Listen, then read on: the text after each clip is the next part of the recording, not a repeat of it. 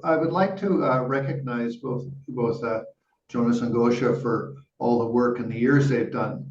But why would I do that?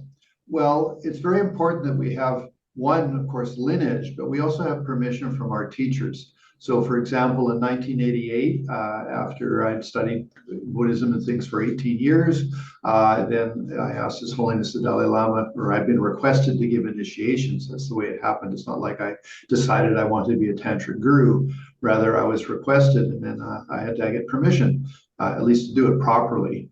And so, therefore, I requested the Dalai Lama, and I mean, almost sort of inconceivably, he said yes. Why I say inconceivably? Because it was a rather big thing to ask of His Holiness. I mean, if Kapche Lingram Rinpoche had been alive, I would have asked him, but he was not. So his main student, of course, was the Dalai Lama.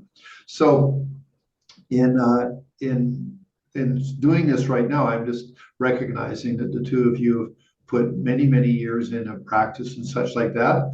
And so therefore, I'd like to recognize that you do have my support and such for being able to do teachings and give initiations and things. Now, I would just say that, of course, one should always, develop a great maturity in one's practice before one actually starts doing things, because inevitably it is a great responsibility that you take people on.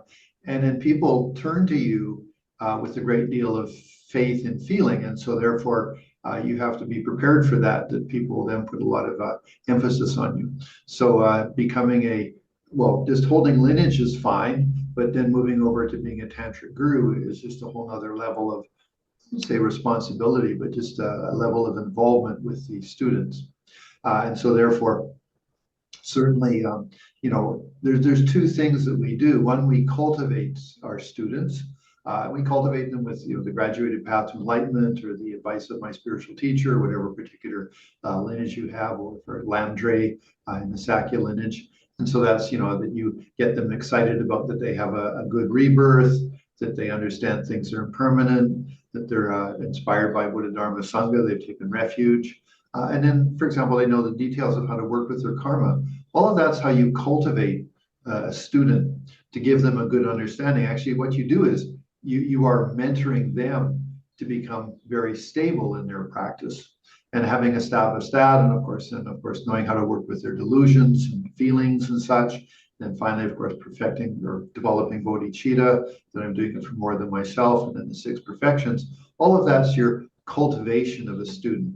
And then you shift over, and if they are appropriate, then you give them initiations. Of course, initially they would take, of course, they have to have refuge, and then of course they take bodhisattva vow, because the practice of tantra is only a practice for bodhisattvas.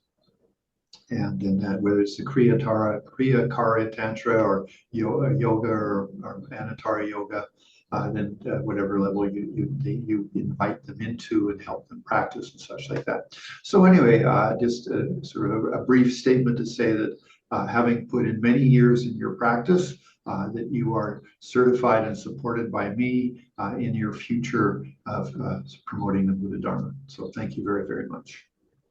Thank you so much, Lama. Thank you so much, Lama. Thank you. And also all the precious advice and guidance, personally and beyond personal. Yeah. Yeah.